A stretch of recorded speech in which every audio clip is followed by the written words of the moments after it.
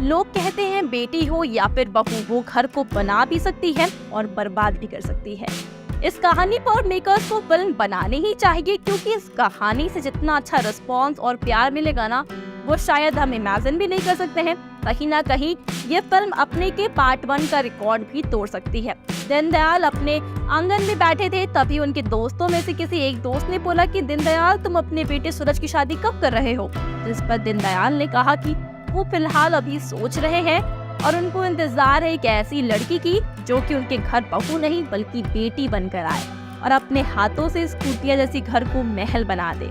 सूरज ने बीए तक की पढ़ाई कर रखी थी और वो दिल्ली में एक मामूली क्लर्क की पोस्ट पर काम किया करता था। सूरज एक अच्छा और संस्कारी लड़का था।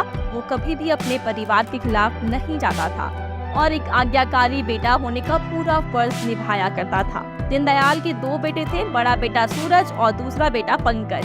पंकज अपने बड़े भाई से बिल्कुल अलग था और वो अक्सर खुद में ही मग्न रहा करता था। फिर उसमें बॉडी बिल्डिंग का बहुत शौक था, इसलिए जितना खाना वो खाता शायद ही उसके घर में और कोई इतना खाना खाता होगा।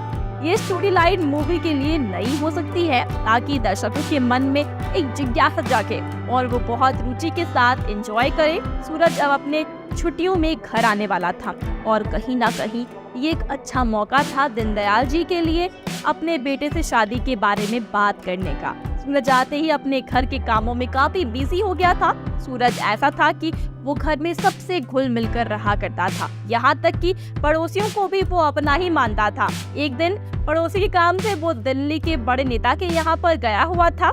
जब उसका वो काम खत्म हो गया और वो वापस आ गया तो उस नेता ने सूरज के बारे में पता लगाने के लिए अपने आदमियों से कहा, क्योंकि उस नेता को सूरज पसंद आ गया था अपनी बेटी रूबी के लिए। जी हाँ, ये सीन थोड़ा हटके हो सकता है फिल्म का एक स्ट्रॉन्ग पॉइंट दिखाने के लिए।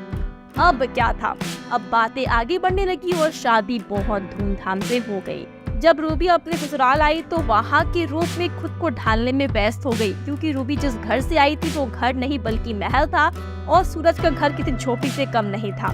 फिर भी रूबी ने अपना कर्तव्य निभाते हुए अपने ससुराल को अपना घर माना और उसके रंग में रंगना शुरू कर दिया।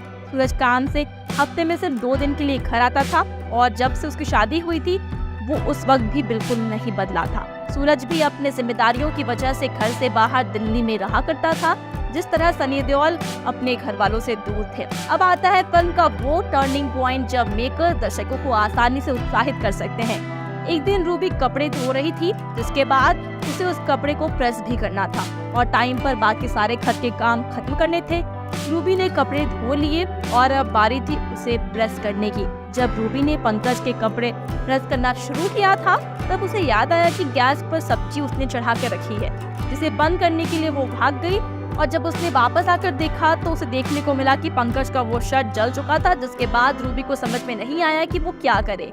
शाम हुई, पंकज घर आया और उसने रूबी को वो शर्ट देने के लिए कहा, जिस पर रूबी ने उसे बता दिया कि शर्ट जल गई है और पंकज का गुस्सा फूट गया। उसने रूबी को खरी खोटी सुना दी। उस वक्त रूबी ने कुछ भी नहीं कहा, पर वो सूरज का इंतजार करने लगी। आखिरकार सूरज आया, उसे सारी बात रूबी ने बता दी, जिससे कि सूरज ने पंकज को इस हद तक डांट दिया कि पंकज घर छोड़कर जाने के लिए तैयार हो गया था। बाद में पंकज को अपनी गलतियों का एहसास हुआ और घर से जाने से पहले उसने अपने भैया और भाभी से माफी मांगी और जब वो जाने लगा तभी उसकी भाभी ने उसे रोक लिया और उसे माफ कर दिया। उसे देखते हुए दीनदयाल जी ने कहा कि उनकी जिंदगी की नाव अब पार लग गई है ऐसी बहू पाकर। ये कहानी हो सकती है आने वाले फिल्म अपने 2 की। आपको ये कहानी कैसी लगी ये हमें कमेंट्स में जरूर बताइएगा। साथ ही वीडियो अच्छी लगी हो तो वीडियो को लाइक और शेयर करें दोस्तों, और चैनल को सब्सक्राइब करना भी मत भूलिएगा। आज के लिए बस इतना ही। मैं प्रगति मिलूंगी आपसे नेक्स्ट वीडियो में। सेफ रहिए, मुस्कुराते रहिए। Bye bye.